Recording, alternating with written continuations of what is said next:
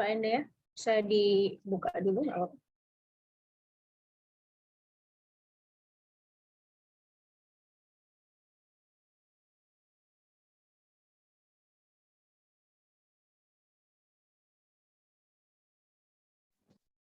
Baik, Assalamualaikum warahmatullahi wabarakatuh. Waalaikumsalam.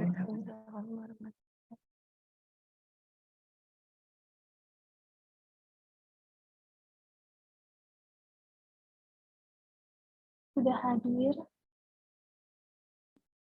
rekan-rekan sekalian. Selamat malam. Sebelumnya, selamat menunaikan ibadah puasa untuk kita semua. Semoga diberkahi dan dilancarkan ibadah puasa kita 1 bulan penuh sampai nanti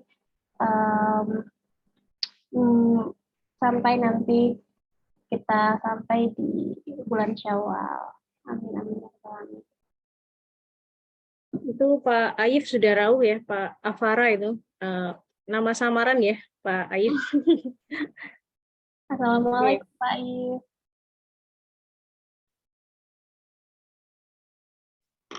Waalaikumsalam Mbak Dea. Ya. Nih Apara ini kepanjangannya Avatar ya.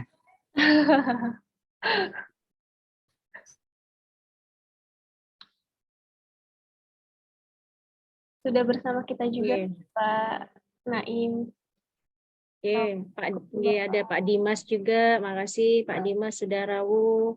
Mas Samsul Bahri, Mas Jejen, Mas Alif, Mbak Devi. Kemudian, Pak Naim. Monggo Mbak, dimulai nggak apa-apa, kita segerakan aja juga nanti supaya bisa segera istirahat. Nah, besok juga harus sahur. Nah, monggo silahkan Mbak Andea, kita buka ya. Ya, baik Ibu. Bismillahirrahmanirrahim. Assalamualaikum warahmatullahi wabarakatuh. Waalaikumsalam.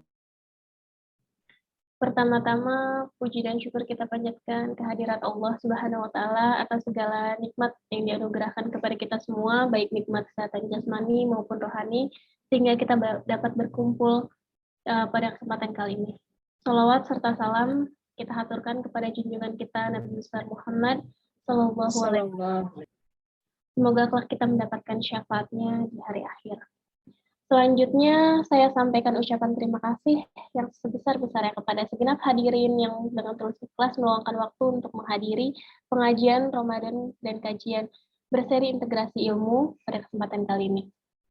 Selanjutnya, yang kami hormati penyelenggara pengabdian masyarakat skema PPM Internasional bersama PCIM Spanyol yang diketuai oleh Ibu Diah Titis Kusumawardani, PhD, yang kami hormati para pengurus PCIM Spanyol, yang kami hormati para pengurus PCIM Hungaria, yang kami hormati segenap pengurus PCIM Prancis, yang kami hormati para pengurus PCIM Maroko, juga yang kami hormati segenap pengurus PCIM se-Eropa, yang kami hormati pengelola Center for Integrative Science and Islamic Civilization atau CISIC UMY, juga yang kami hormati narasumber Bapak Naim Majid SSMIS PhD, yang kami hormati penanggap Bapak Aif Fatur Rahman SESEI MSI, serta para hadirin partisipan yang namanya tidak bisa saya sebutkan satu persatu, namun tidak mengurangi rasa hormat saya. Salam sejahtera untuk kita semua. Hadirin yang kami hormati, perkenalkan, saya Andi Desti Kaulia Putri, mahasiswa Prodi Ekonomi Universitas Muhammadiyah Yogyakarta, selaku moderator untuk memandu jalannya pengajian Ramadan dan kajian berseri integrasi ilmu pada hari ini. Sebagaimana yang telah disampaikan pada kesempatan hari ini, kita akan bahas tentang estetika penggambaran riba dalam Al-Quran, kajian bahasa, dan tafsir.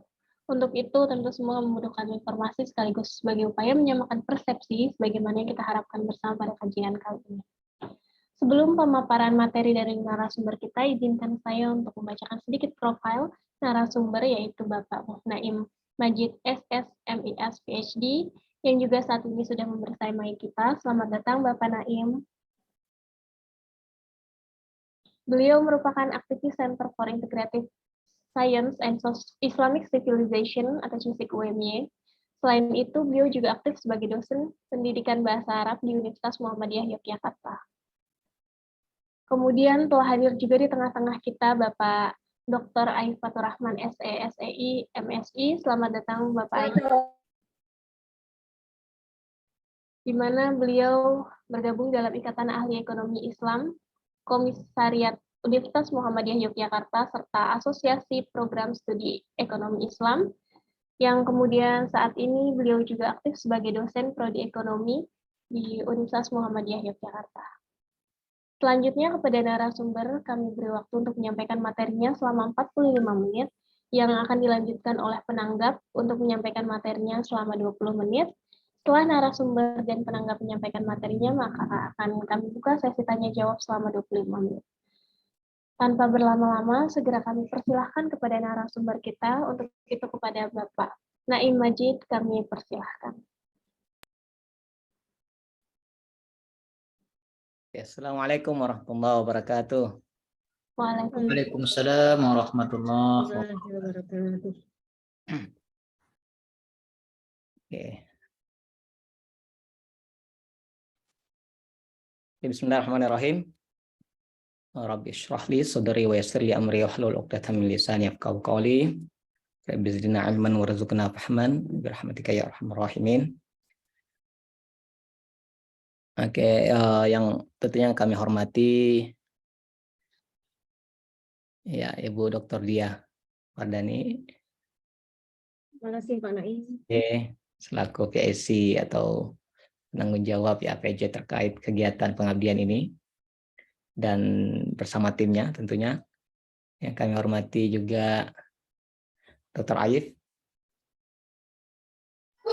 pembahas, Masya Allah, dan Mbak moderator ya, Mbak Andea, dan tentunya para peserta kegiatan webinar atau majelis ilmu malam ini. Baik, saya coba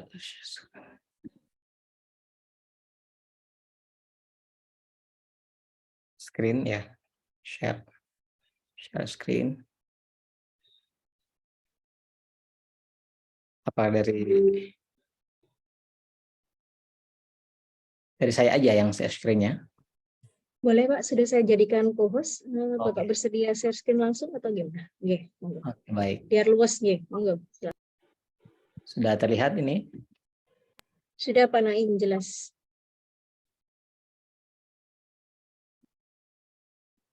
Oke, Oke, baik. tinggal di full screen aja Pak Naim nanti. Oke, kita nunggu. Oke, sama-sama.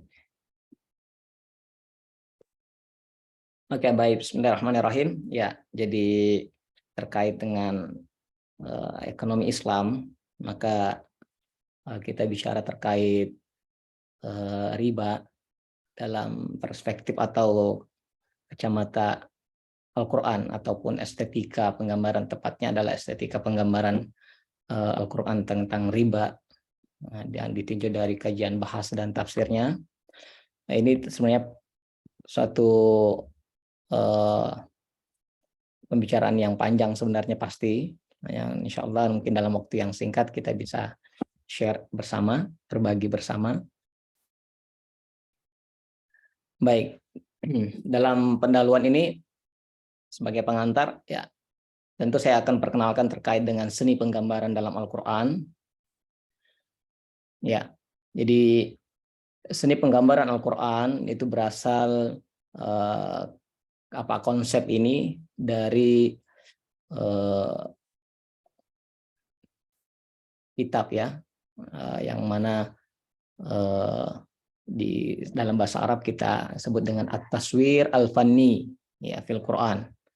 Ya, at-taswir al-fanni, ataupun kita bisa bilang artistic imagery atau the fiction in the Holy Quran. Dan ini adalah karya atau penulisnya adalah Asy-Syahid Sayyid Qutb. Ya, yang diterbitkan pada tahun 1945, yang sebelumnya tahun 1939 sudah dia menulis terkait ini di suatu majalah atau jurnal ya ketika itu di Mesir, sebelum tahun 45 itu diterbitkan dalam bentuk buku. Kemudian Sayyid Qutb ini adalah tentunya seorang sastrawan ya, kemudian seorang penulis ya, mufakir ya, dan juga mufassir ya. Dan dia termasuk mufassir yang kontemporer ya. Iya, dia lahir tahun 1906 dan wafat tahun 1966. Atau dikenal atau nama lengkapnya adalah Sayyid bin Qutb bin Ibrahim bin Husain bin Syadzali. Oke. dalam muqaddimah kitab Tafsir Al-Fanni Said Qutb ini, ya di sini jadi mungkin saya akan ada yang berbahasa Arab ya, Indonesia dan Arab, kita sama-sama belajar insyaallah. Wa khatara li anna arada lin-nas ba'da an-namadhaj mimma ajiduhu fil Qur'an min suwarin fa fa'altu wa nashartu bahtan fi majal al-muqtataf. Ini tadi saya sampaikan bahwa dia sebelumnya ya ide atau konsep atau fikrah terkait penggambaran Al-Quran itu dia sesuai dengan pengalaman pribadinya sendiri ya, apa yang didapatkan dari penggambaran Al-Quran itu, ini masa kecilnya. Kemudian dia mencoba menuliskan pembahasan di majalah Al-Muqtatab tahun 39 ya.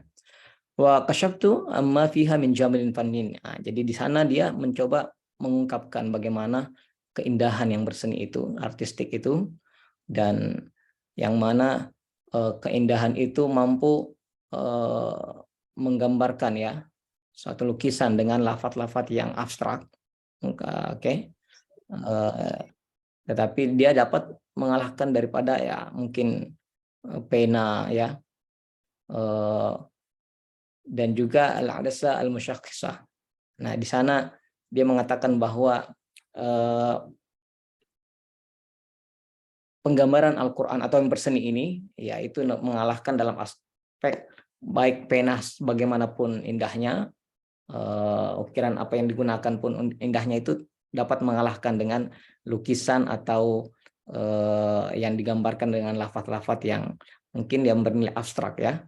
Nah, tetapi yang diinginkan adalah aspek seninya nanti kita lihat. Yang kemudian konsep seni penggambaran dalam Al-Quran ini terlihat jelas uraian dan juga warna atau karakteristiknya itu dalam tafsir yang terkenal ya. Masterpiece-nya ini adalah kitab Tafsir fi Dhilalul Quran ya, fi Dhilalul Quran, in the shade of Al-Quran, ataupun dalam bayangan Al-Quran. Yang ini terbit, kitab tafsirnya ini terbit dalam 4 tahapan ya, dari tahun 52 sampai 64, dan dia sempurnakan di penjara ketika Gamal Abdul Nasir ya, ketika itu dia di penjara. Jadi ini ada kemiripan juga dengan tafsir Al-Azhar ya, Buya Hamka. Baik. Oke, kemudian langsung kita lihat definisi at-taswir itu sendiri apa. Ya. Ya, kalau kita lihat definisi at-taswir atau penggambaran ya, dari kata sawwara yusawwir, taswir itu penggambaran. Ya, dia mengatakan bahwa ini adalah al-adatul mufaddalah fi uslubil Quran. Bahkan dia bilang dalam kitabnya, ini dalam kitabnya ya, Tafsir Al-Fanni disebutkan seperti itu. Yu'abbar bis-surah al-muhassa al-mukhayyala anil ma'na al-tihni. Jadi suatu yang dilukiskan dengan gambaran yang dapat dirasakan, bersifat imajinatif tentang makna al-tihni yang dalam pikiran, atau yang bermakna makna-makna yang batini, yang sifat dalam ya. Wal halatin nafsiyah, dan juga tentang lukisan terkait keadaan psikologis ya. Wa anil hadits al-mahsus, peristiwa yang dapat dirasakan, dapat dilihat, al-manzur. Oke, dan juga terkait dengan an-namusaj al-insani wa tabi'ah al-basyariyah, dan juga bagaimana fenomena ataupun terkait kemanusiaan ya, sosial, fenomena sosial. Yang paling penting di sini dikatakan juga adalah ajmalu tara'iqit ta'bir. Nah, jadi tariqah yang pendekatan yang lebih indah ya dalam pengungkapan. Nah, itu dikatakan dalam kitabnya Masyahidul Qiyamah fil Quran, tentang lukisan-lukisan hari kiamat dalam Al-Quran. Oke. Dan lebih tegas lagi dia katakan bahwa al-fan fil Quran, seni dalam Al-Quran, atau dimaksudkan dalam at-taswir al-fanni ini sendiri ya, artistic imagery itu, yaitu ibda'un fil ardi, yaitu ada kreativitas dalam penyajian, wa jamal fit tansiq, ada keindahan dalam susunan, wa quwwatun fil ada, dan kekuatan dalam penampilannya, atau jamalun fit tansik ini juga berarti keindahan dalam harmoninya. Ya. Wa syai'un min hadza kullihi ini la yaqtadi annahu ya'tadi khayal. Dan ini bukan berarti semata-mata bergantung pada imajinasi saja, pembuatan maupun penemuan ya. Nah, tetapi yang paling penting adalah mata istaqamat an-nufus wa sahhatil afham. Itu bagaimana selama jiwa itu hati itu jernih dan juga pikirannya yang benar ya. Ya, jadi pada intinya dia maksudkan dengan at-taswir al-fanni atau seni penggambaran atau artistic imagery adalah lukisan yang hidup di mana nafas dan gerakan itu menjadi satu kesatuan yang utuh yang menjelma dalam pikiran manusia, nah ini pembaca tentunya, dan membawanya dalam kehidupan yang dapat dirasakan dan dilihat tentu dengan mata imajinatif yang dalam berdasarkan pada kejernihan hati dan kebenaran pikiran. Nah, jadi jelas ya. Nah, ini maksudkan di sini. Kemudian kita beranjak kepada jenis-jenis penggambaran alam Al-Quran di situ. Di sana dia membagikan, Syahid Said Qutb membagikan 3 jenis di sini. Yang pertama adalah sensoric imagination, at-takhyil al-hissi, yaitu bagaimana ada unsur yaitu menggiring pikiran itu ke dalam suatu lukisan yang imajinatif al-mahsus yang dapat dirasakan. Ya. Jadi tadi ada namanya al-alfaz al-mujarrada dengan bahasa pilihan kata yang mungkin abstrak tetapi itu seolah-olah dapat dirasakan. Contohnya kata wasubhi idza tanaffas, dan demi subuh apabila fajar menyingsing. Nah, di sini terbayang dalam imajinasi yang sensorik ini yang dalam tentunya itu bagaimana gerakan ya di sana, bagaimana ada nafas ya, kehidupan yang kemudian dan ini berlaku untuk bukan cuma manusia tapi semua makhluk hidup. Nah, ketika fajar sudah menyingsing kemudian bagaimana kehidupan itu mulai ditandai dengan terbitnya fajar, yang kemudian bagaimana pergerakan semua makhluk ya kan, dari tidurnya mulai bergerak, kemudian jadi ini ungkapan yang singkat tetapi syarat akan makna bahwa kehidupan itu pagi ikhtilaful laili wan nahar ya, pergantian siang dan malam. Bagaimana orang bergerak aktif ya dalam pekerjaannya, yang kemudian kembali lagi kepada kembali lagi ke rumahnya dengan aktivitasnya, dia tidur ya seperti itu ya, bangun tidur ya seperti itu. Jadi di sana membayangkan bagaimana manusia di sana ada nafas dan ada gerakan ya. Ya as-subhi ini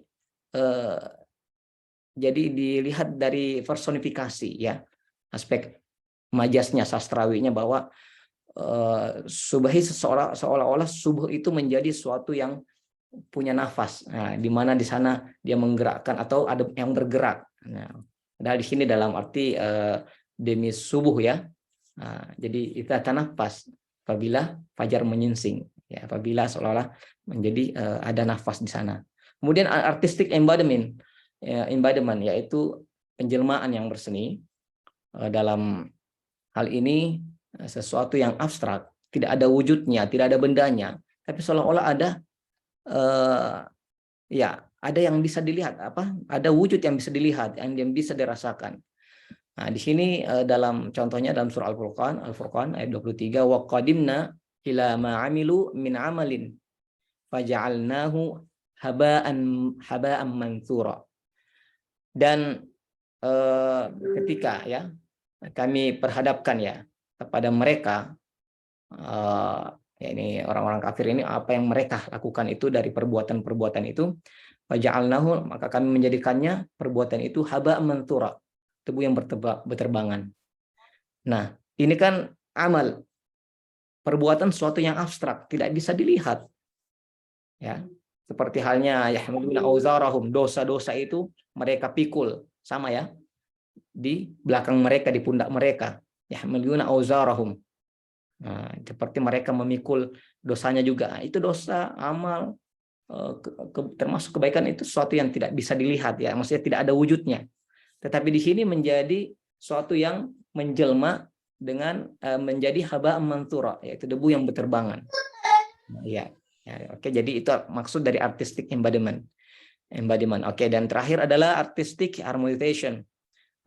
Ada harmonisasi yang berseni di sana. Contoh ayat Al-Qur'annya adalah dalam Al-Anfal ada 2, inna syarrad dawab indallahi as-summu al-bukmu allatsina la ya'qilun.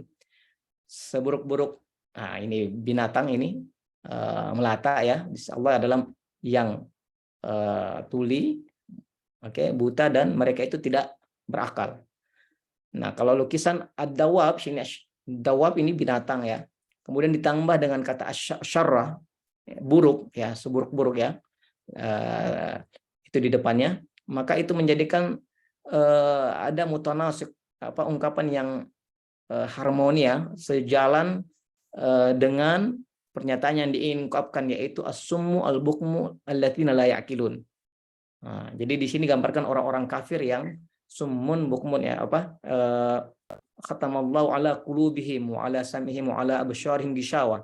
Nah, mereka tertutup ya dari hidayah. Nah, dan itulah seburuk-buruk binatang, syarrad dawab. Jadi sama halnya kan kalau kita lihat ya binatang tidak berakal seperti itu, tidak memiliki akal ya seperti itu. Oke, jadi ada harmoni yang betul-betul diungkapkan dengan ketepatan kata syarrad dawab dengan as-sum al-bukmu allatsina la ya'qilun. Dan ada juga gabungan antara itu ya dalam ya ayyuhalladzina amanu dukhulu fis silmi kaffah. Nah, kata apa yang digunakan di sini? Apa di sini ada sensorik dan sekaligus artistic embodiment, yaitu kata as-silm. Nah, as-silm itu kan artinya Islam ya, masuk ke dalam Islam. Orang-orang beriman masuklah ke dalam Islam secara kafah. Di sini as-silm itu ada sesuatu yang abstrak, syai'un mujarrad, tidak bisa dilihat, tidak bisa dirasakan, disentuh. Ya, maaf, tidak bisa disentuh, tidak bisa dilihat. Tapi dia menjelma ya, menjadi suatu apa? Ka'annahu baitun, seperti seolah-olah rumah. Kenapa? Ada apa-apa yang menunjukkan kata yang menunjukkan kepada bahwasanya as-silm itu menjelma sebagai suatu yang dapat dirasakan, dapat dilihat, yaitu kata udkhulu, masuk. Ya, kalau masuk itu kan otomatis dari luar ke dalam ya. Umumnya begitu. Jadi masuk ke dalam tempat, suatu ruangan, atau mungkin masuk ke dalam rumah secara menyeluruh. Nah, dan itu sejalan dengan hadis Nabi Bunyal Islam ala khamsin. Islam didirikan itu dibangun pada 5 fondasi atau 5 dasar. Ya, ada 5 hal ya. Yang penting yang pertama adalah tauhid. Nah, itu adalah kaidahnya, fondasinya rumah. Tauhid yang pertama. Kemudian yang kedua adalah as-sholatu imaduddin. Salat itu menjadi tiang agama. Jadi tiangnya rumah adalah salat. Setelah orang membangun salat dan maka selanjutnya adalah atap. Kalau orang-orang dulu membangun rumah kan seperti itu ya, mulai dari fondasi, tiang, kemudian atapnya. Atapnya itu adalah zakat. Da'u mardakum bis sadaqah. Nah, atap, karena atap punya karakter dalam menaungi, melindungi, seperti juga halnya zakat. Adapun setelah itu adalah jadi salat sama zakat ini kan satu nafas ya, selalu disebutkan yuqimunas sholata wa yu'tunaz zakah. Oke. Kemudian selanjutnya adalah puasa. Asyamu junnatun. Ya kan? Puasa itu adalah benteng. Nah, benteng ini adalah dinding dalam rumah yang melindungi mungkin dari mara bahaya ya. Oke, yang kemudian yang terakhir adalah al-hajj. Hajjnya itu adalah perhiasan rumah, kan menjadi simbol dari ini. Jadi ini ada suatu ya keterkaitan yang sangat erat ya antara bagaimana penjelmaan Islam itu seperti rumah. Maka tidaklah kata udkhulu digunakan hanya sebatas untuk udkhulu saja masuk, tapi ternyata dia berkoherensi atau dia berharmoni dengan atau didukung dengan tentu ada hadis Nabi yang kemudian itu menjelma menjadi suatu tempat atau ruangan yang kita harus masuk ke dalamnya. Nah, seperti itu. Dan ditambah ada wala tatibu khutuwatis syaitan ya, sama ini gerakan juga ya. Oke, berikutnya kita masuk kepada makna riba dalam Al-Qur'an. Riba, ketika kita bicara masalah riba karena ini dalam konteksnya ekonomi Islam, ya di sini saya ambil dari aspek mungkin penggambarannya ya. Kemudian saya sendiri bukan ahli tentunya dalam hal ekonomi Islam, tetapi insya Allah dengan aspek Al-Quran kita lihat bagaimana pandangan ulama terkait ayat riba. Riba sendiri ini dalam kitab Al-Ain, ini kitab kayak seperti Qamus Al-Aqdamnya yang lebih awal juga ini, dalam halaman 94 jilid 2 itu disebutkan roba ya, roba al-jurh wal ardu wal mal wa kullu syai'in yarbu rabuan. Ya, ini idza zada. Jadi bertambahnya luka ataupun al-ard ya, tanah, harta dan segala sesuatu ya yang bertambah. Nah, seperti makanya ada istilah ribuatun, rubuatun, au rabuatun. Boleh rabuah, ribuah, au rubuah. Itu artinya adalah ardun murtafi'ah, tanah yang dataran tinggi ya. Warabal mal yarbu fi riba yazdadu. Jadi intinya bertambah ya, meningkat. Dan orang yang melakukan riba disebut murbin. Riba dalam ini yang lain juga disebutkan oleh Al-Fairuz Abadi dalam kitabnya Abasair itu mengatakan bahwa riba ziyadatu ala ra'sil mal. Tambahan pada pokok harta. Lakin khussa fi syari'ati biziyada ala wajhin duna wajhin. Tapi dikhususkan dalam syariat itu dengan tambahan ala wajhin duna wajhin. Apa maksud ala wajhin duna wajhin? Ya, maksud di sini adalah pada satu bentuk, oke, tanpa bentuk yang lain begini. Bahwasanya ziyadah itu tambahan itu ada yang masyru'ah yang disyariatkan dan ada yang ghairu masyru'ah yang tidak disyariatkan atau diharamkan. Nah, di mana itu? Nah, di sini pertemuannya adalah yamhaqullahu riba wa yurbis shadaqat. Nah, oke, wallahu la yuhibbu kulla kafarin azim. Jadi Allah menghancurkan itu riba, kemudian menyuburkan itu sedekah. Nah, jadi masyru'ah yang dianggap dibolehkan itu adalah sedekah. Oke, kemudian riba sendiri tambahannya tentu ghairu masyru'ah atau diharamkan. Nah, kemudian dalam firman Allah Al-Baqarah surah Ar-Rum ini 39, wa ma ataitum min riba liyarbu fi amwalin nasi fala yarbu indallah. Jadi apa yang kamu hendak berikan ya, tambahan itu berupa riba untuk menambah harta manusia itu, tentu itu tidak bertambah di sisi Allah. Oke, wa ma ataitum min zakatin turiduna wajhallah faulaika humul mudhifun. Nah, ini sebaliknya digambarkan bahwa tapi apa yang kamu berikan itu dari zakat, sedekah ya, yang kamu inginkan adalah bagaimana mengharapkan keridhaan Allah, maka mereka itulah yang mendapat harta yang berlipat ganda. Jadi ziyadah juga intinya adalah tambahan. Jadi tambahan itu ada dua, masyru'ah dan ghairu masyru'ah. Oke. Fakhruddin Ar-Razi mengatakan i'lam anna bainar riba was sadaqah munasiba min jihati radad. Di sana bahwa antara riba dan sedekah ada kesamaan. Kesamaan dari aspek apa? At-tadad, yang berlawanan. Nah, ini. Fakhruddin Ar-Razi dalam tafsirnya itu mengatakan bahwa as-sadaqah tanqisul mal bisababi amrillah. Bahwa berkurangnya harta, tapi ini disebabkan atas perintah Allah.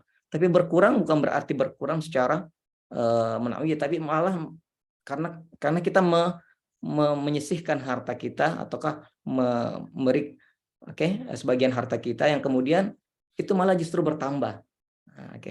War riba talabu az-ziyadah 'alal mali ma'anahillah.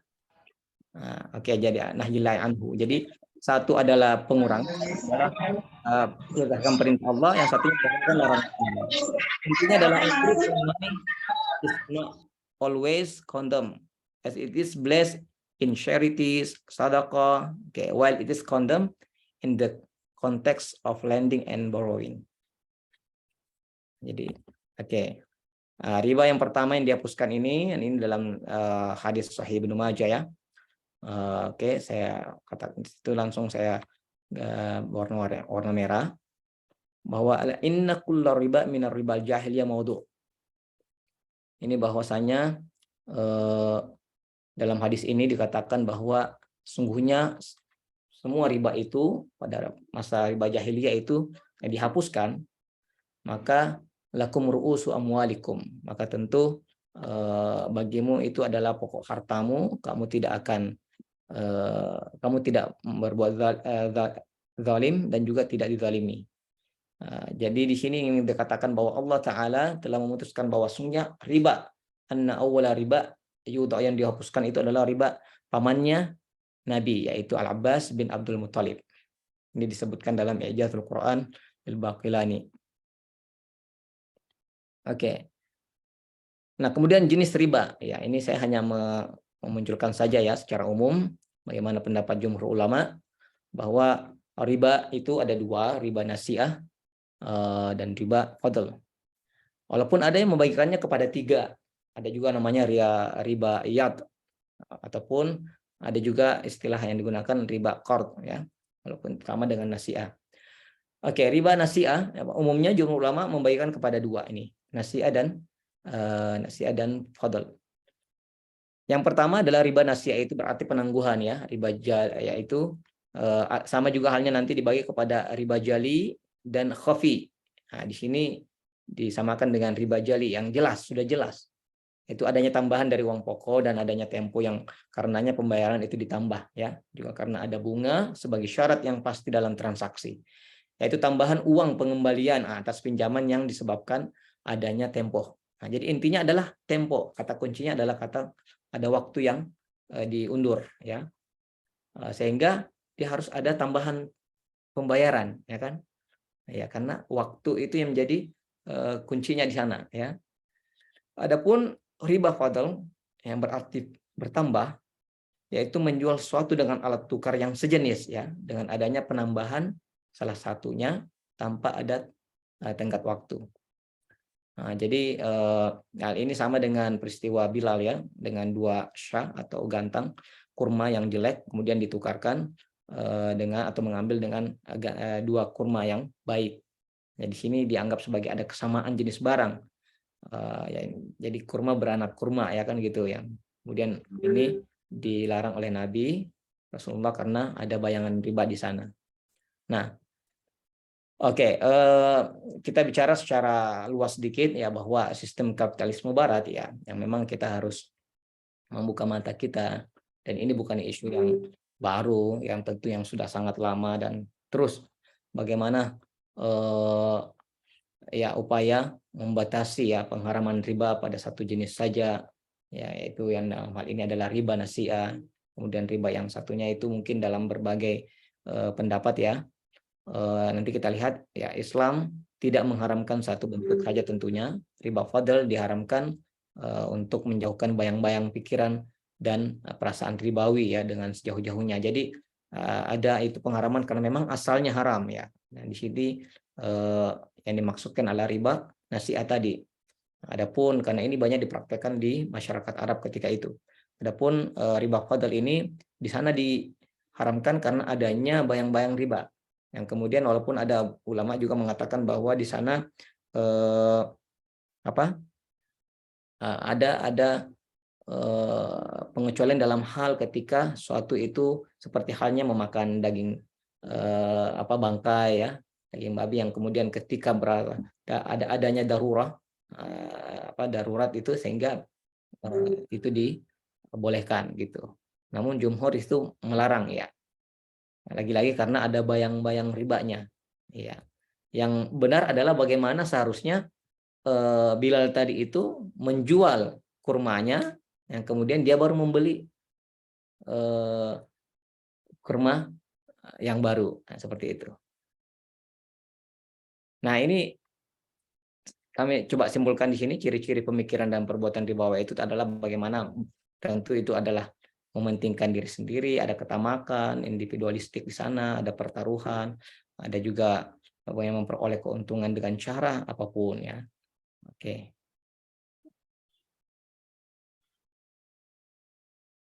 Oke. Dalam pandangan ulama kita melihat di sini ayat Al-Qur'an ya terkait yang ini yang ayat surah Al-Baqarah ayat 275 tentang riba. Oke, alladzina ya'kuluna riba la yaqumuna illa kama yaqumul lati yatakhabbathu syaitan minal mas. Oke, dzalika bi annahum qalu innamal bai' mithlur riba wa ahallallahu al-bai' wa harrama riba. Faman ja'ahu mau'izatun min rabbih fantaha falahu ma salaf wa amruhu ila Allah wa man 'ada fa ulaika ashabun nar hum fiha khalidun. Baik. Di sini saya kembali dulu ke sini. At-Tabari melihat bahwa alladzina sebelum masuk ke sini tadi ya bahwa penggunaan istilah riba yakni kata allatina yakuluna tadi itu berarti allatina yarbuna, yaitu yang mereka yang menambahkan, melipat gandakan. Maka pelaku riba di sini disebut murbin disebabkan melipat gandakan harta pinjaman ataupun menambah harta itu disebabkan karena ada penangguhan pembayaran. Al-Qurtubi pula melihat allatina yakuluna berarti yakhuduna, mengambil ya. Mengambil sama dengan memakan ya. Di saat itu karena pengambilan itu untuk makan ya. Oke. Beliau juga menyatakan bahwa riba menurut bahasa adalah ziyada mutlakan secara mutlak, penambahan secara mutlak, dan pengharamannya karena sebab penangguhan dan kelebihan dalam nilai dan tukar menukar jenis makanan, dan itu kebanyakan dilakukan oleh orang-orang Arab dari perkataan kepada pihak peminjam, contohnya adalah ataqdi anturbin. Kamu lunasi piutangmu atau kamu tambahkan. Nah, kalau Ibnu Al-Munthir mengatakan bahwa ulama sepakat bahwa apabila orang yang memberi utang mempersyaratkan pihak yang diutangi itu harus memberi tambahan atau hadiah, nah ini aspek hadiah ya, maka kemudian dilakukan transaksi utang piutang dengan kesepakatan itu, maka mengambil tambahan itu adalah riba. Ya, maka sebaiknya tambahan itu mungkin dilakukan adalah setelah utangnya lunas. Nah, di sini pun dengan karena ini ada kemiripan dengan rasuah ya, dianggap menyogok ya seperti itu, sehingga harapannya bisa diberi tenggang waktu ya kan atas pinjam ya. Oke, baik. Muhammad Abduh mengambil pendapat Ibnu Qayyim Al-Jauziyah. Rashid Ridha sebelumnya ya, murid Muhammad Abduh itu mengatakan bahwa riba nasi'ah jelas ya, itu haram. Adapun riba fadl ini karena pada sisi berbeda bahwa ketika ada di sana kategorinya adalah suatu disebabkan adanya darurat seperti halnya keterdesakan ya ekonomi, sehingga itu dalam konteks tertentu itu bisa dibolehkan. Namun jumhur ulama tentu itu tidak menyepakati hal itu ya, dengan alasan ya bahwa asalnya apapun bentuk riba itu ya jelas haram seperti itu. Oke, Muhammad Abduh di sini mengambil pendapat Ibnu Qayyim bahwa riba itu dua macam. Di sini dia sebutkan namanya adalah jali jelas dan khafi yang kabur. Ya, yang jali itu jelas ya diharamkan karena ada bahaya yang besar. Ini dimaksudkan adalah nasi'ah. Kemudian yang satunya lagi karena apa? Karena mengantarkan kepada praktek riba jali.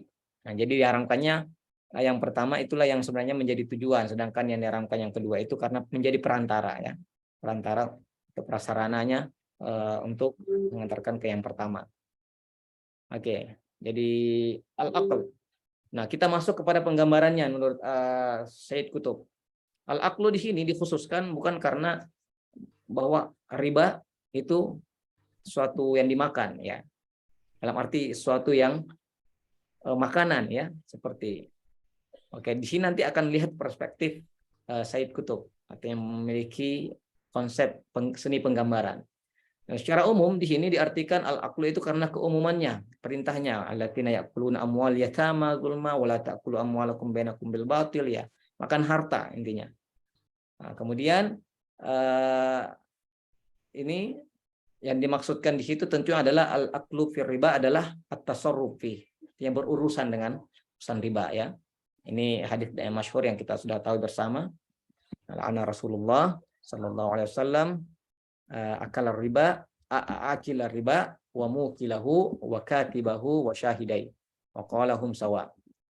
Oh Allah Rasulullah sallallahu alaihi wasallam melaknat orang yang memakan riba, pemakan riba, kemudian yang menerima, yang mencatatnya, kemudian dua saksinya, dan mereka semua sama ya. Nah di sini Said Qutb melihat bahwa penggambaran ya dalam hal ini masuk dalam kategori allatina ya'kuluna riba. Tadi ada at-takhyil al-hissi, ada at-tajsim al-fanni, ada at-tanasuq al-fanni. Nah, kalau kita lihat dalam ayat ini allatina ya'kuluna riba la yakumuna illa kama yakumul lati yatakhabbatu syaitan. Apa yang kita pikirkan? Apa yang kita bayangkan? Nah, di sini tentu ada sensoric imagination yang bahwa orang yang memakan riba itu yang pertama adalah riba menjadi riba kan suatu yang abstrak, tidak ada wujud ya dalam aks. Kalau kita riba itu mana? Ya. Tidak ada wujudnya, tidak ada bendanya ya, oke. Artinya menjadi suatu yang abstrak tapi menjelma menjadi suatu yang seolah-olah makanan, hidangan. Karena ada kata akala di situ. Kemudian digambarkan dalam lukisan yang keduanya adalah la yakumuna illa kama yakumul lati yatakhabbatu syaitan. Tidak dapat berdiri melainkan berdirinya itu seperti allati yatakhabbatu syaitan minal mas, seperti orang yang dipukul atau orang yang oleh syaitan, dipukul atau diberi sentuh oleh syaitan sehingga dia menjadi gila. Nah, itu dalam seperti itu artinya. Di sini Said Qutb melihat tadi masuk dalam at-tahyil hissi dan juga ada at-tajsim. Nah, kemudian pikiran kita benar-benar digiring kepada aspek bagaimana imajinasi ini suatu lukisan yang menyeramkan dalam hal yakni tentu bentuk lukisan yang kita dapat bayangkan, dan itu membuat lukisan yang lebih masuk ke dalam batiniah kita, yaitu bagaimana orang yang berdiri ya ketika habis memakan hidangan itu, dan tentu bukan sembarang hidangan, kemudian dia tidak dapat berdiri, dia tidak dapat berjalan,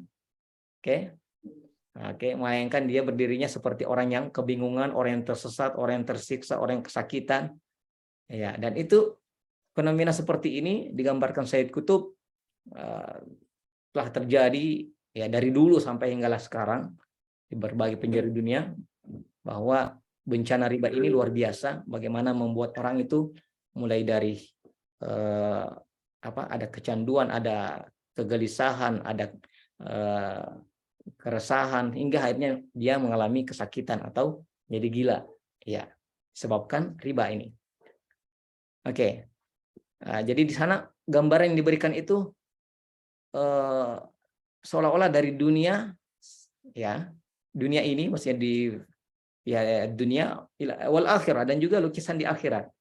Nah, dalam para ulama melihatnya bahwa ini lukisan ya, diartikan itu terjadinya di ketika bangkit dari kubur ya, dari kubur ya. Kemudian kita melihat bahwa lebih khusus ya tahabbatu syaitan minal masi, makna kata al-mas di sini adalah ad-darb ala ghairi istiwa, kahabtil al-ashwa.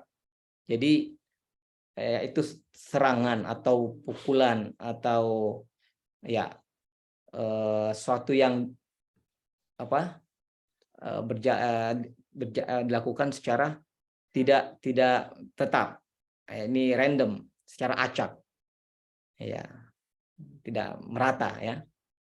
Nah, kemudian dalam hadis Ali radhiyallahu an, habbatun ashwatin, yakni yakhbitu fid dhalam wa huwa allati yamshi fil lail bila misbah. Nah, kata khabbat di sini dalam hadis Ali radhiyallahu anhu mengatakan bahwa dia mengembara dengan kebingungan, ya, dalam kegelapan, fid dhalam, berjalan fil lail pada malam hari bila misbah, tanpa lampu, fatahayyar, dia menjadi bingung, wayadil, dan juga tersesat.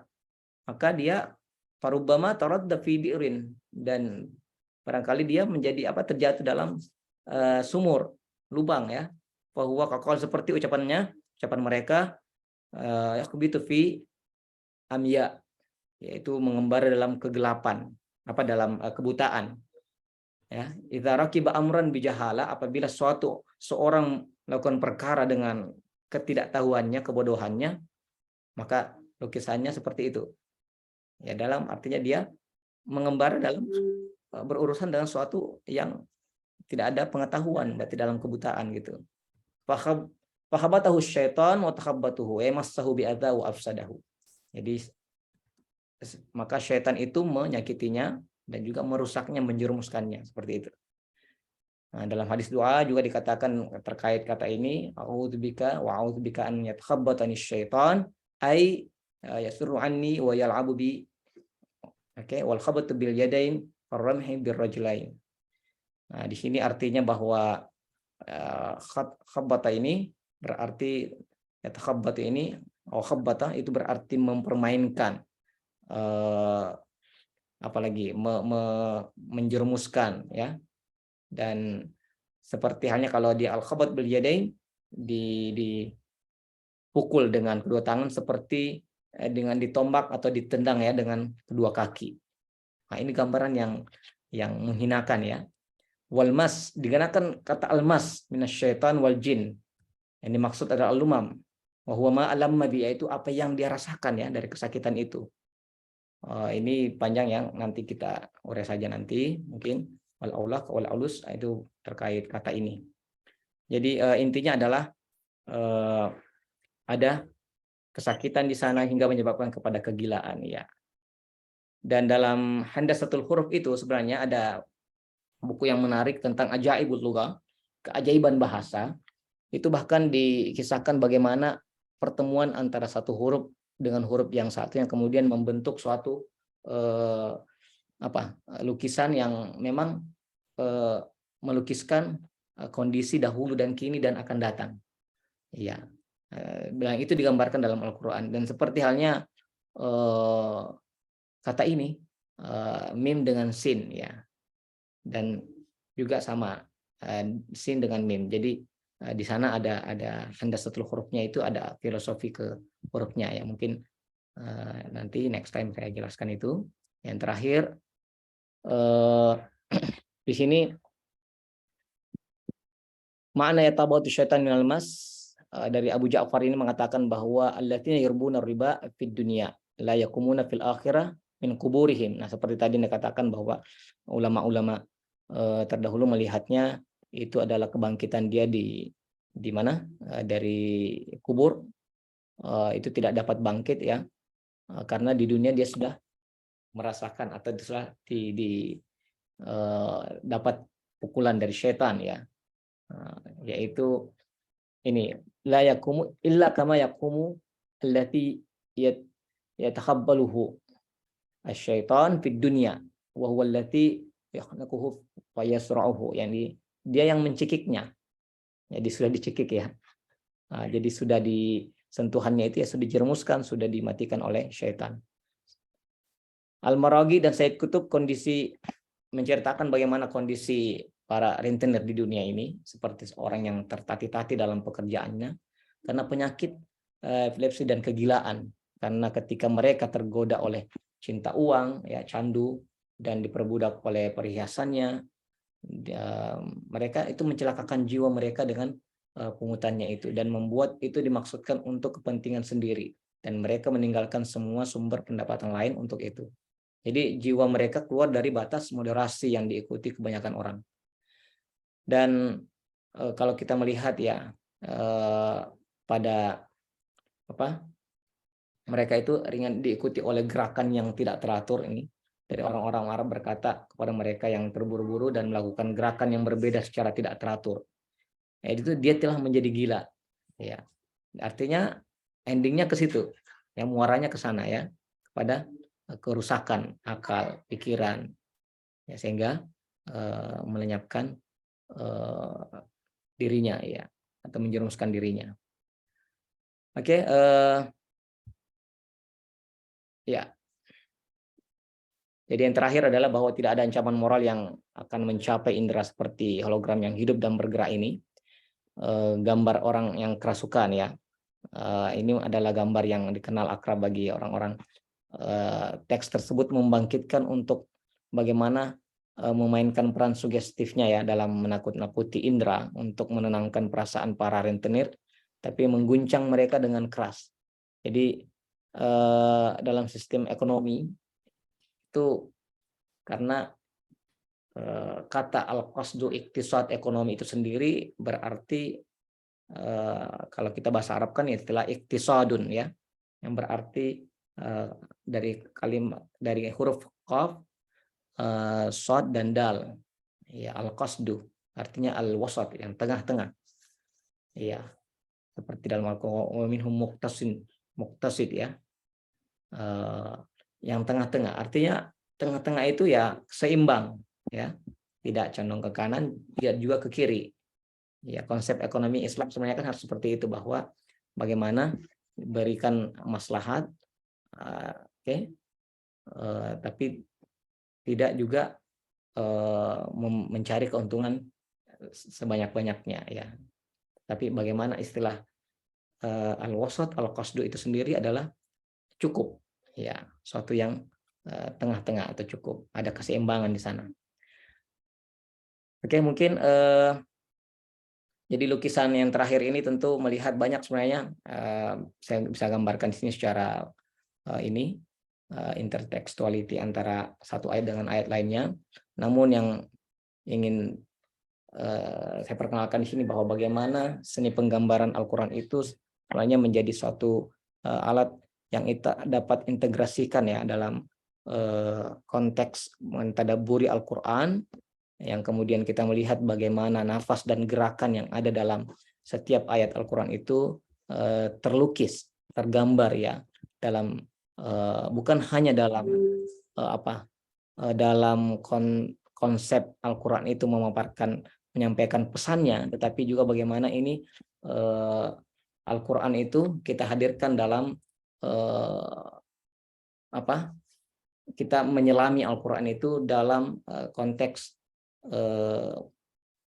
tadabbur hati, dan juga ada permainan rasa sensitivity ya, kepekaan yang mendalam dari lukisannya, karena setiap kata tidak datang dengan sendirinya, dan juga Al-Quran dengan lafaznya itu makna mendahului lafaznya, dalam arti bahwa ada makna, ada makna, the meaning behind the meaning, ada arti di belakang al-makna wara al-makna, di belakang makna. Jadi itu yang menjadi suatu ijaz yang mungkin kita sebagai umat Islam harus lebih menggali dan mendalami itu. Syukran, terima kasih. Baik, terima kasih banyak pada Bapak Naim yang telah menyampaikan materinya, sungguh luar biasa. Tidak menunggu waktu lama, kita persilahkan kepada penanggap kita hari ini yang terhormat Bapak Aif Fatur Rahman. Kami persilahkan. Assalamualaikum warahmatullahi wabarakatuh. Waalaikumsalam warahmatullahi wabarakatuh. Alhamdulillah wassalatu wassalamu ala Rasulillah wa ashabihi wa mawala amma ba'du. Dia Titis, Ustaz Naim, dan peserta kajian malam ini. Ini berhubung sudah malam, insya Allah nanti sampai jam 11 kita ya. Ya, singkat saja ya, karena tugas saya hanya menanggapi saja. Baik, kalau kita berbicara tentang definisi riba, ya, yang diterapkan ya di dalam aktivitas ekonomi itu sebetulnya memiliki dimensi yang multiperspektif. Nah, realitas perbedaan ini sesungguhnya sudah ada di zaman sahabat ya. Dan kemungkinan juga akan selalu hidup di tengah-tengah masyarakat Muslim ya. Mengingat ekonomi hari ini itu sifatnya dinamis dan akan selalu berkembang. Misalkan ya, cara pandang ulama tentang riba ini kan macam-macam. Ada ulama yang begitu ketat mendefinisikan riba, ada juga yang longgar. Nah, kenapa? Ya, karena memang perbedaan ini muncul karena belum ada kaidah baku ya yang langsung dari Rasulullah. Karena ayat-ayat terakhir yang diwahyukan ya itu ya tentang riba. Nah, jadi sayangnya Rasulullah setelah wafat terlebih dahulu sebelum memberikan penjelasan secara detail tentang kaidah baku, bagaimana definisi riba dan seterusnya. Jadi jangan heran ya, fenomena ini masih dapat dilihat sampai zaman sekarang perbedaannya. Masih banyak kaum intelektual, pakar, bahkan praktisi berselisih tentang praktik riba. Ya, ekstrimnya sampai sekarang bank syariah itu masih ada loh yang mengharamkan. Ya, ada yang mengatakan bank syariah belum 100% syariah. Nah, ini bukti masih banyak terjadi perselisihan tentang riba ini, terutama di dalam ekonomi ya.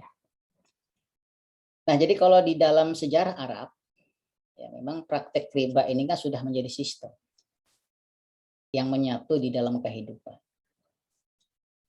Namun praktek riba memang dinormalkan oleh orang-orang Yahudi ya, yang kebanyakan bermukim di Taif pada waktu itu, dan kebetulan pada waktu itu Taif menjadi semacam bisnis center ya, yang subur, kota bisnis, sehingga banyak warga Makkah dari kalangan suku Quraisy yang bermukim di kota Taif itu. Nah, jadi memang ini mungkin ada interaksi dari orang-orang Yahudi yang membiasakan ya dirinya dengan segala macam praktek yang diharamkan oleh syariat. Nah, kalau secara definitif memang praktek riba ini secara sederhana adalah modal yang disuntik ya oleh pemodal kepada para pedagang dengan harapan mendapatkan kelebihan dari pinjaman pokok yang dipinjamkan. Nah, kaum musyrik yang memahami kelebihan yang dikembalikan oleh peminjam adalah ya keuntungan. Jadi layaknya kita berbisnis, dapat margin. Jadi itulah mengapa mereka heran kok diharamkan riba itu. Ya, karena asumsi mereka ya riba ya berbisnis, dapat untung, dapat margin dan seterusnya. Nah, kalau kita berbicara tentang lugawi tadi, secara tekstual literal, memang riba artinya ziyadah yang disampaikan Ustadz Naif. Ziyadah atau tambahan lah ya, kelebihan. Nah, jika pemahaman makna riba ini hanya terhenti pada kelebihan, mungkin alasan orang-orang musyrik itu cukup ilmiah dan argumentatif. Gitu. Jadi mereka heran saja kok diharamkan, gitu ya. Ya meskipun Allah juga sudah menjawab di dalam Al-Quran, di dalam surah Al-Baqarah 275 itu, ahalallahul bai'a wa harrama riba. Ya, pokoknya jual beli ya halal, riba ya haram gitu. Ya, meskipun orang musyrik ya masih terheran-heran, sama saja, sama-sama bisnis. Nah mari kita lihat memang di dalam Al-Quran kata riba tadi ya termaktub kalau saya hitung ada 8 kali ya, di dalam Al-Quran yang tersebar di dalam berbagai surah ya. Misalkan surah Ar-Rum ayat 39, surah An-Nisa, Ali Imran dan Al-Baqarah. Nah, yang Ar-Rum ini yang 39 dia sifatnya makiyah ya, memang diturunkan di Makkah. Kemudian ayat 3 berikutnya di Madinah. Misalkan di dalam surat Rum, nah ini bisa kita baca ya. Kita baca satu surah ini dapat pahala satu ayat 7 10 ya, mumpung Ramadan ini ya. A'udzubillahi minasyaitonirrajim. Bismillahirrahmanirrahim. Wa ma ataitum mir riba liyarbu fi amwalin nas fala yarbu indallah wa ma ataitum min zakatin turiduna wajhallah faulaika humul mudha'ifun. Dan sesuatu riba atau kelebihan yang kamu berikan agar ia menambah kelebihan pada harta manusia, maka riba itu tidak menambah pada sisi Allah. Nah, ini ayat yang pertama ya, yang turun terkait dengan riba. Kemudian yang terakhir itu Al-Baqarah ya, Al-Baqarah 275 sampai 279. Nah, jadi kenapa harus 4 ayat? Nah, ulama sepakat ya ini sifatnya berproses ya, gradual, tadarujan. Ya karena memang riba ini kan sudah menjadi darah daging. Jadi untuk mengharamkannya pun ya harus pelan-pelan. Kayak khamar, nggak bisa langsung haram sekali haram langsung haram. Nggak, ya proses dakwah secara ya pelan-pelan bil hikmah wal mau'izatil hasanah. Nah, jadi berdasarkan pendapat di atas tadi ya tentang gradual ya, jadi memang kita bisa menyimpulkan pendekatan dakwah itu penting, bahwa riba perlu pendekatan yang berproses. Sekali lagi karena masalah riba ini masalah sistem, sama kayak sekarang. Nggak bisa langsung bim salabim langsung 100% non ribawi, nggak bisa. Pelan-pelan kita mencari model yang menyesuaikan dengan perkembangan dinamika sistem keuangan dunia. Jadi bahayanya kenapa kalau tiba-tiba diharamkan ya, karena sistem ini kalau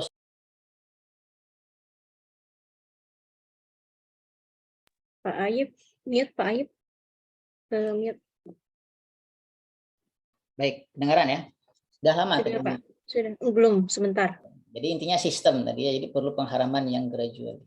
Ya tadarujan. Dan kita harus hati-hati juga, jangan langsung ya langsung haram saklek ya, tekstualis. Tentu kita memahami dinamika ekonomi itu. Ya. Nah, kalau kita lihat pengharaman ulama itu kan banyak alasannya. Ada yang mengatakan ya, dalam surah Al-Imran yang 130 itu, la taqulu riba ada apa mutu apa. Ya, jadi riba itu haram karena ada sifatnya lipat melipatkan, ya melipat gandakan. Jadi dalam memahami riba yang melipat ganda ini saya baca dari pendapat ulama juga dari Ibnu Zaid ya, Mujahid dan Qatadah ya, yang dikutip dari para mufassir At-Tabari, yang mengatakan bahwa kelebihan yang didapatkan dari riba tidak dilakukan pada saat transaksi, tetapi terjadi pada saat jatuhnya masa pembayaran karena ketidakmampuan debitur untuk membayar utang. Nah, kalau menurut Al-Marawi ya, riba berlipat ganda itu diharamkan karena memang dia ada unsur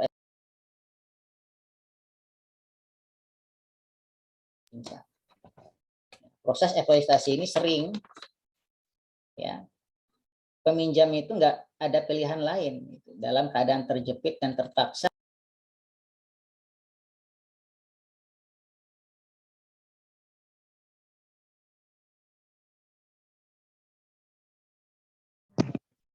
Bapak Aif, mohon maaf. Termute. Nah, pendapat lain dari Abdul Mun'im Al-Namir yang menyatakan riba berlipat ganda itu adalah ketika ada tambahan yang dipersyaratkan oleh yang meminjamkan kepada peminjam sebagai imbalan penundaan. Ya, imbalan penundaan. Nah, dari penjelasan singkat tadi yang setidaknya ada 2 tadi, ya, dapat diketahui bahwa ada apa modo apa tidak berarti berlipat ganda saja ya, tetapi juga penambahan sebagai syarat penundaan pembayaran. Nah, jadi kalau kita simpulkan setidaknya ada 2 pendapat di sini. Pemahaman secara tekstual ya, berlipat ganda adalah syarat keharaman riba. Atau dengan kata lain riba adalah proses pelipat gandaan. Nah, jadi kalau nggak ada proses pelipat gandaan ya bukan riba. Sementara pemahaman lain juga menyatakan riba itu terjadi ketika ada unsur penambahan meskipun tidak ada aktivitas pelipat gandaan, tetapi lebih kepada keadaan tertekan dan keterpaksaan. Ini yang harus kita pahami. Nah, mari kita lihat aktivitas ekonomi modern hari ini. Ya. Penambahan yang wajib dibayarkan oleh peminjam adalah hasil pelipat gandaan waktu sebetulnya, bukan pelipat gandaan uang. Meskipun uang bertambah seiring dengan bertambahnya waktu. Ya. Nah, ini kita kenal dengan istilah time value of money, nilai waktu daripada uang. Jadi orang Barat itu memahami yang bernilai itu waktunya, bukan uangnya. Karena apa? Karena uang yang mau dipinjamkan itu sebetulnya ya dia punya potensi untuk produktif, tetapi ya harus dipinjamkan ke orang lain. Nah, asumsi mereka uang yang dipinjamkan itu adalah kapital. Karena kapital, karena modal ya harus melahirkan keuntungan. Nah, bagaimana cara melahirkan keuntungannya tadi? Ya menggantungkan dengan waktu yang bernama time value of money. Jadi bukan menambah uangnya sebetulnya, tetapi itu adalah opportunity cost, biaya waktu yang hilang, kesempatan yang hilang karena modal itu terpaksa dalam tanda kutip ya dipinjamkan kepada sang peminjam. Nah, ini yang terjadi di dalam dunia modern dengan istilah konsep time value of money ya. Nah, jadi berdasarkan kajian ini menurut saya ya sebetulnya riba diharamkan karena ada pelipat gandaan ataupun penambahan beban. Jadi ada bebannya sini karena lipatan waktu kah, lipatan uang kah di dalam ketidakberdayaan peminjam. Jadi ada kuncinya ketidakberdayaan. Ya. Dan pada saat yang sama yang meminjamkan mendapatkan imbalan keuntungan. Jadi ada kondisi yang sangat kontras, satunya dapat untung, satunya tertekan penuh dengan ketidakberdayaan. Ya, maka kata kunci pandangan ulama di sini ya riba itu haram karena mendamprak nilai-nilai keadilan. Al-adalah itu ya didamprak. Ya. Yang kaya semakin kaya, yang miskin semakin nyungsep. Tadi kata Ustadz Naim ya ekonomi itu ya al-iqtisad harus seimbang. Maka kalau kita ingin dapat keuntungan ya kolaborasi kerjasama. Bukan caranya dengan shifting ya atau transferring the risk to other party. Kita transfer risiko ke yang meminjam duit, kita enak saja menerima keuntungan tanpa harus berproses. Yang kedua, riba itu sebetulnya masuk dalam kategori lebih besar, namanya maisir. Meskipun banyak ulama menafsirkan maisir itu ya judi ya. Tapi secara bahasa itu kan kemudahan untuk mendapatkan sesuatu. Nah, riba itu sebetulnya masuk dalam kategori maisir juga. Yang ingin dapat untung, dia nggak berproses, dia nggak bekerja. Jadi menari-nari saja di atas penderitaan yang meminjam. Jadi maisir juga, jadi sama dengan judi sebetulnya. Polanya itu sama dengan judi. Ya, dan lebih ekstrim. Ya, sama dengan judi, tidak adil dan menyiksa, ya, menindas dan seterusnya. Sehingga ya, riba ini menjadi haram.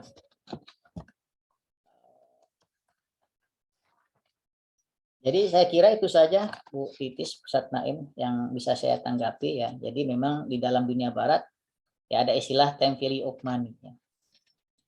Nah yang kedua ini ada tambahan juga bahwa riba hari ini lebih ekstrim sebetulnya ya. Pelipat gandaan uangnya itu bukan lagi dengan uang yang ada, tetapi dia bersifat sistem hari ini.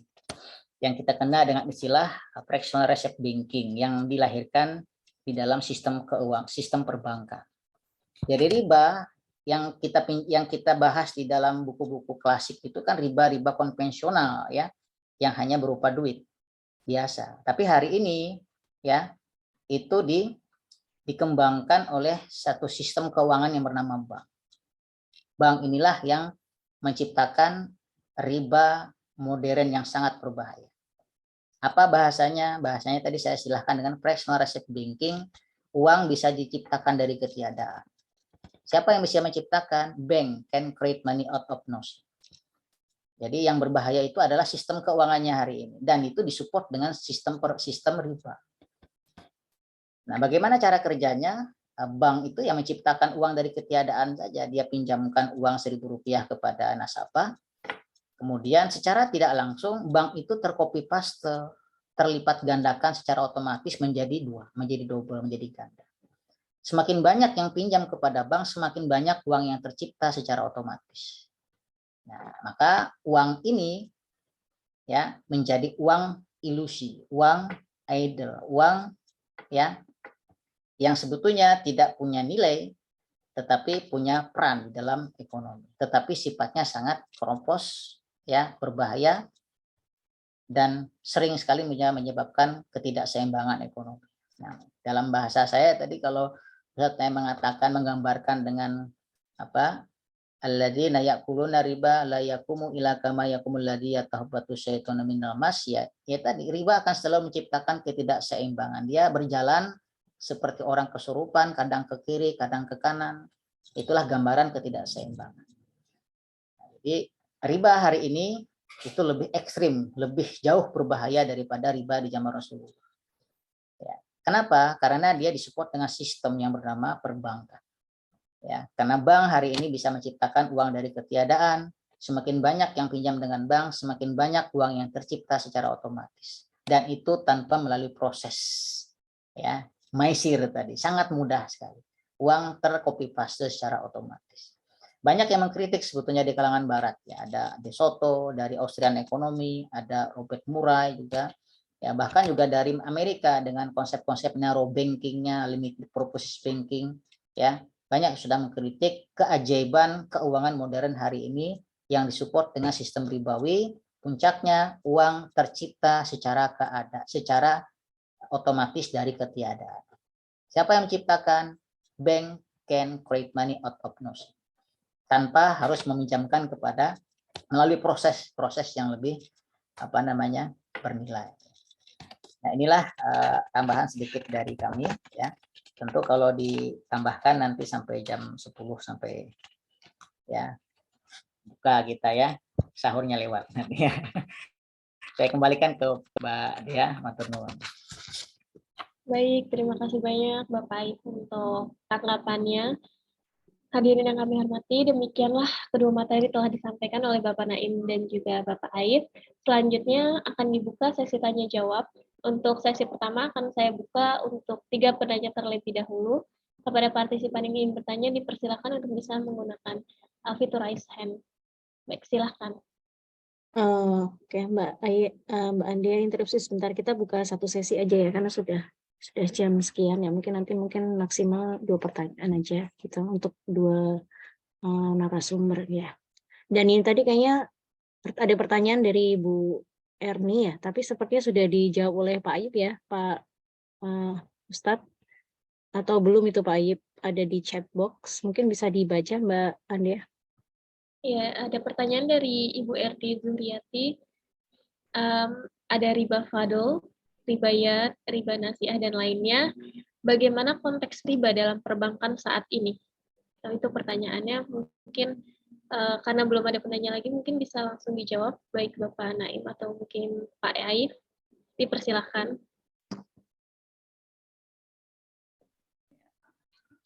Betul, Ustaz Naim dulu aja. Saya melengkapi aja. Baik Bapak Naim, saya persilahkan.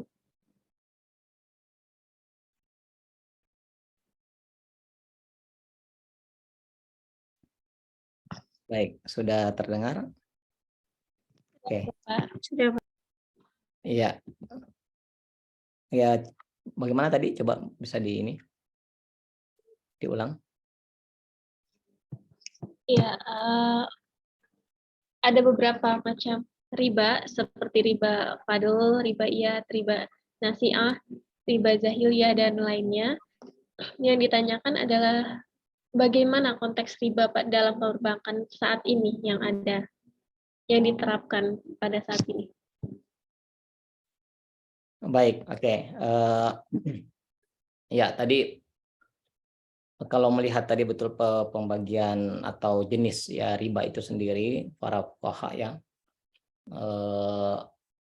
itu membagikannya kepada 2 ya, tadi yang disebutkan riba fadl. Nah, ini juga kadang diistilahkan dengan riba jual beli, dan juga riba nasiah atau riba utang atau pinjam meminjam ya. konsepnya kita lihat dulu bahwa riba fadl itu adalah tambahan pada salah satu dari dua alat tukar barang yang sejenis. Nah, sedangkan nasi'a itu ini yang dilakukan pada masa jahiliyah banyakkan yang ketika itu riba yang disebabkan adanya penundaan utang dan kelebihan ya yang terjadi pada harta riba. Ya, yang mengatakan ada ribayat itu ya dari pendapat Imam Syafi'i dan Ibnu Hajar itu kepada riba fadl, nasi'ah dan ribayat. Tapi substansinya itu ribayat masuk dalam kategori riba fadl. Ya, perbedaannya jika pada riba nasi'ah ketika terjadi akad benda yang diakadkan sudah ada dan barangnya itu sudah ada ya. Bendanya itu yang diakadkan sudah ada dan dapat diserah terimakan. Sedangkan pada riba yad itu benda yang diakadkan itu belum ada ketika terjadi akad. Ya, ini disampaikan dalam Fikul Islami wal Adilatuhu yakni Wahbah Zuhaili ya, juz keempat terkait keterangan tentang ribayat dan riba fadl.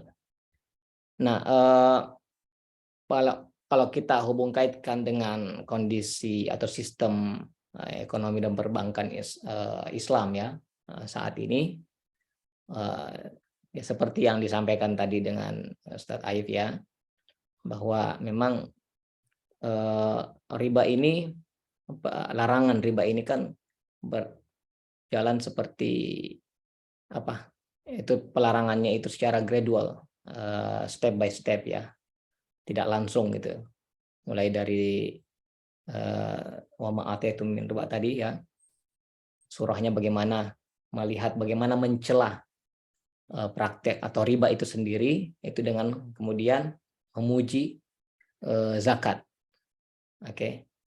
Ya, kemudian pada tahap ini ya kemudian masuk lagi pada tahap berikutnya, yaitu pelarangan riba itu terkait pada aspek pelarangan kepada kaum Yahudi. Kemudian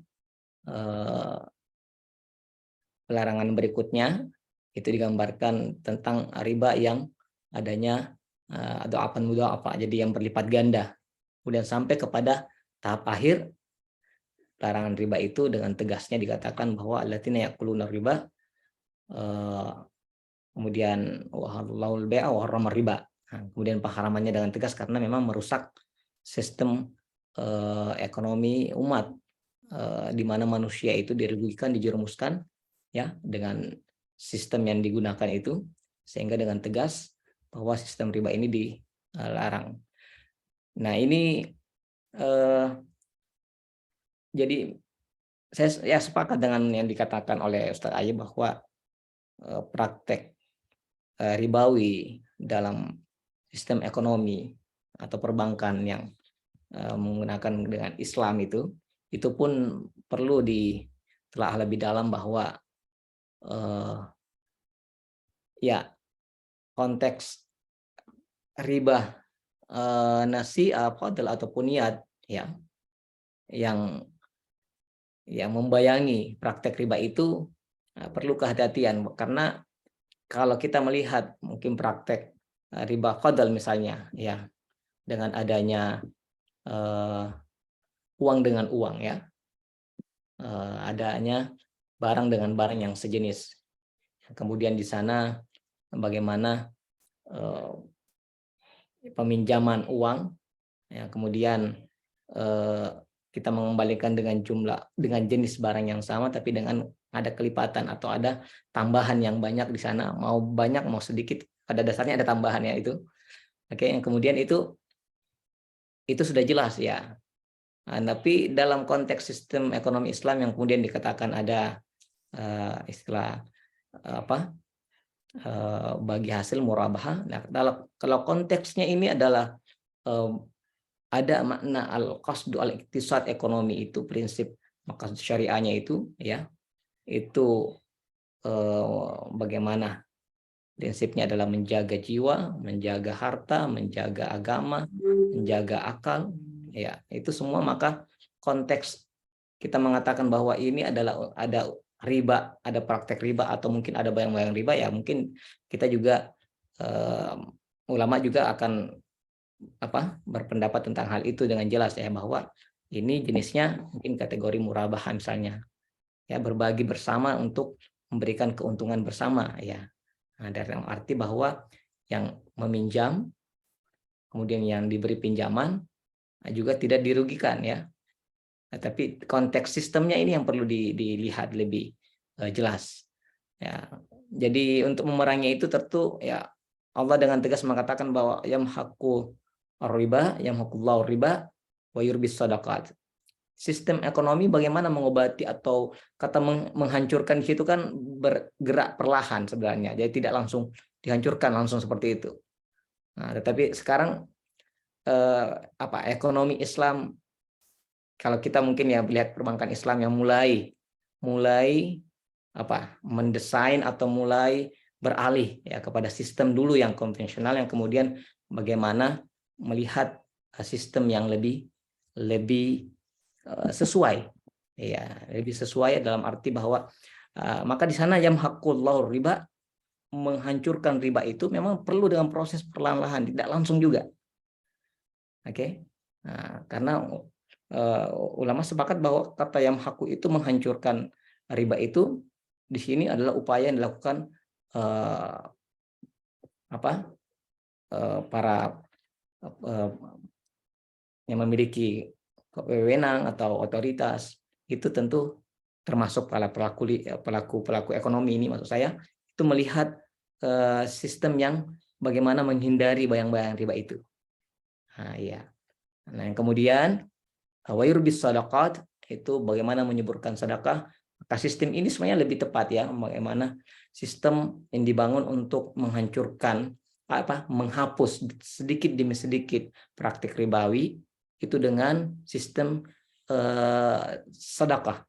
Nah, dan juga itu pun kita melihat bagaimana sistem sedekah yang banyak dimunculkan dan terus ya untuk memberikan, karena di sana juga ada proses saling untuk produktivitas keuangan juga ada di sana berjalan ya, dari sistem sedekah yang dicoba para pelaku ekonomi yang dengan menggunakan konsep Islam, dalam arti mereka sadar akan sistem yang lebih sesuai. Jadi saya melihatnya ada proses yang terjadi walaupun tidak bisa terjadi langsung semuanya, tapi memang perlahan-lahan, karena makna dari yamhaqur riba itu sendiri, yamhaqullahu riba itu adalah sedikit demi sedikit adalah menghilangkan bayangan riba. Oke. Terima kasih. Terima kasih Pak Naim. Untuk pertanyaan yang dari Mas Ahmad Zulfikar ini mungkin bisa dijawab oleh Syekh Ayub nih. Silakan Syekh Ayub. Baik, singkat saja. Pertama, riba nasiah, riba fadl ya. Riba nasiah itu yang sering kita pahami kayak di bank itu ya. Kita pinjam 1 juta, kembalinya 1.200.000 gitu. Jadi ada tambahan. Nah, iya, tetapi di dalam konteks perbankan hari ini itu perlu kita dalami lebih dalam lagi ya, karena mata uang yang kita pakai hari ini bukan lagi emas, tetapi kertas yang sifatnya akan senantiasa terdepresiasi. Nah, penambahan di sini apakah penambahan nominal kah atau penambahan kemampuan daya beli ya? Nah, itu perlu diredefinisi saya kira. Jadi sepanjang dia tidak mengganggu kemampuan daya beli, meskipun ada tambahan secara nominal, tapi purchasing power of money-nya sama saja. Misalkan tahun 91 Rp1.000 dapat 10 tempe, ya tahun 2020-an ini berapa duit 10 tempe itu? Kalau 10.000 kan setara ya 10.000 dengan Rp1.000. Nah, itu bukan tambahan sebetulnya ya, menurut ulama yang tadi mendefinisikan riba secara longgar.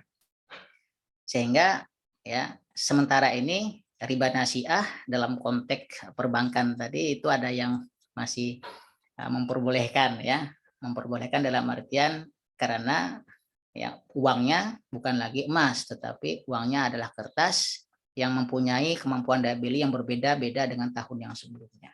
Jadi ulama kontemporer mendefinisikan bahwa ya maksud tambah hadis ini adalah dalam konteks purchasing power of money, ya, bukan dari nominalnya.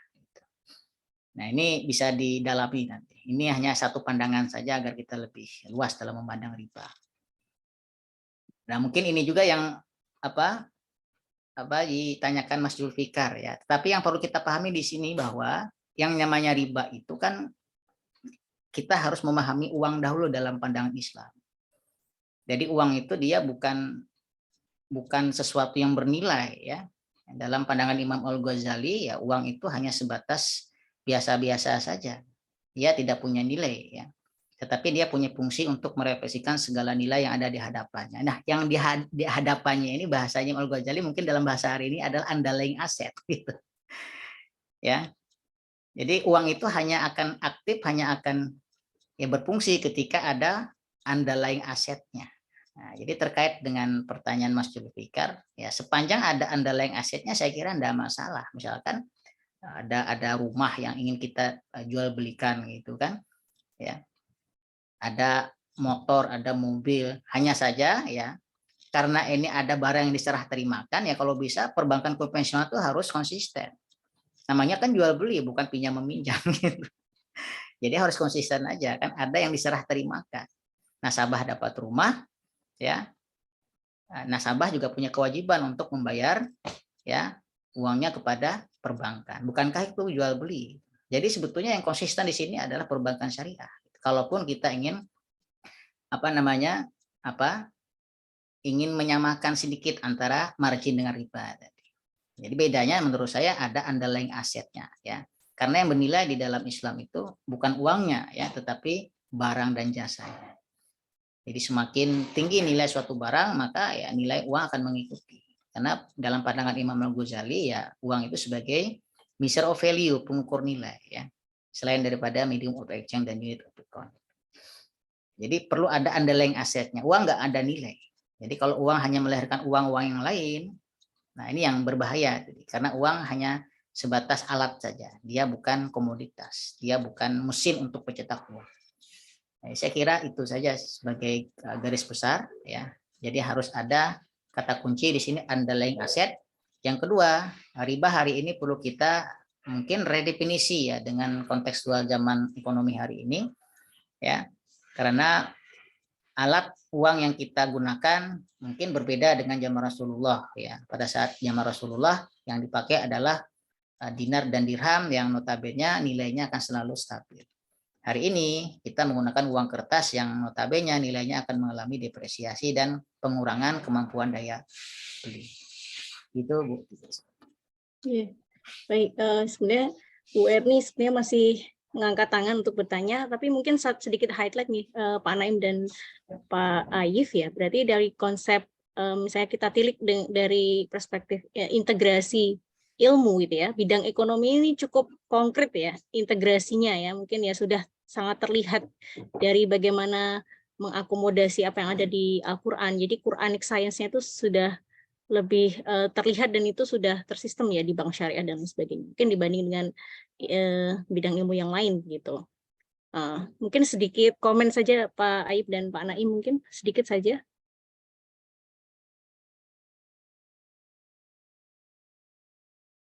Monggo mungkin Pak Naim dulu sedikit terkait bahwa kita sudah ya. Integrasinya ini sudah sangat terlihat nih kalau di bidang ekonomi. Ya kalau jadi tadi melihat ini bahwa step by step juga ya konsep yang digunakan dalam perbankan Islam saat ini pun adalah bagaimana menghilangkan atau menghindari ya bayangan-bayangan ribawi ini. Oke, sehingga memang perlu prosesnya dan itu pun sudah terjadi. Kita dalam siklus ini bagaimana proses untuk menghilangkan ribawi itu, praktek ribawi ya, dan itu terlihat dalam konsep yang dimulai diinikan oleh Bank Syariah. Namun memang di satu sisi yang harus tetap ini bahwa dari ya tadi kapitalisme Barat ini tidak berhenti untuk terus bagaimana mencoba ya tadi masuk ke dalam sistem yang mungkin di sana bisa dikaburkan lagi ya. Jadi emang harus tetap Baik. hati-hati dalam konteks Ya. ini. Ya, mungkin satu statement juga dari Pak Ayub. Monggo Pak Ayub, kemudian Bu Erni akan menutup perbincangan kali ini. Silakan Pak Ayub. Baik, singkat Terkait saja. integrasi ilmu. Baik. Intinya integrasi ilmu itu kan dinamis ya. Jadi kita punya prinsip al-muhafadzatu ala qadami sholih wal ahli bil jadidil aslah. Kita jaga tradisi yang baik, yang tetap syariat di dalam Islam, tetapi kita harus menyesuaikan dengan dinamika ekonomi. Nah, sehingga fikih-fikih yang kita gunakan selama ini ya perlu kita reaktualisasi kembali ya. Misalkan seperti transaksi online, Imam Syafi'i kan nggak boleh harus wajahan biwajihin. Hari ini mungkin sudah nggak relevan lagi. Ya, karena sudah zaman online ya, infrastrukturnya sudah memadai, teknologinya sudah canggih. Ya, karena tadi sekali lagi ya dunia ekonomi itu dunia yang dinamis, kreatif. Ya, sehingga kita perlu jeli di dalam memahami substansi dalam pelarangan ya aspek-aspek di dalam dunia ekonomi, terutama tentang riba ya.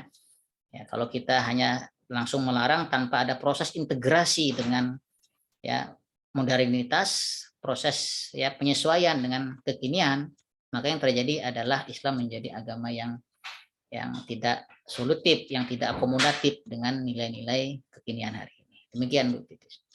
Ya, Terima kasih Pak sama Ayub. dengan ini ya Bu Dia, bahwa saya menyambung tadi sedikit ya, bahwa kaidah yang dikatakan bahwa la yungqaru al-mukhtalafa fi wa inna ma yungqaru al-mujma'u alaihi, bahwasanya memang masalah yang masih diperselisihkan itu tidak mungkin kita tidak boleh diingkari, tapi harus mengingkari masalah yang sudah jelas keharamannya yang telah disepakati, sehingga ini menjadi dasar kita juga melihat bahwa hal yang kita bergerak kepada ke arah yang lebih baik ya, insya Allah ekonominya dengan konsep dasar yang sudah jelas ya. Terima kasih Pak Naim. Bu Erni, monggo Bu. Mohon maaf ini saya di akhir-akhir ya, di last minute. Ini mungkin saya usul mungkin kepada para ekonom Islam bahwa sebenarnya dalam konstitusi syariah itu kan ada hifdzul mal ya. Nah, dan hifdzun nafas tentu saja. Nah, ini yang menjadi perhatian kita selama ini, mungkin kita fokus kepada pelarangan riba dan sebagainya. Padahal yang dibutuhkan umat saat ini adalah solusi terhadap misalnya kesulitan terhadap bagaimana akses untuk permodalan dan sebagainya. Nah, itu mungkin kedepannya perlu para ekonomi itu juga menyusun ya strategi atau ilmu atau bagaimana itu ya manajemen dan sebagainya itu tentang filantropi dan sebagainya, sehingga umat itu juga mempunyai solusi terhadap perbantuan masalah perbankan dan sebagainya, sehingga bank syariah itu tentu saja menjadi solusi terhadap misalnya ada hibah permodalan dan sebagainya, sehingga umat itu bisa terlepas dari riba itu karena bukan hanya karena aturannya ya pelarangan riba, tapi tentu saja juga mempunyai solusi terhadap permasalahan permodalan ini, sehingga bagaimana hibah-hibah permodalan ini semakin kita masifkan dan juga semakin mempunyai sistem yang tentu saja lebih terstruktur secara rapi gitu. Mungkin itu saja Mbak dari saya. Assalamualaikum warahmatullahi wabarakatuh.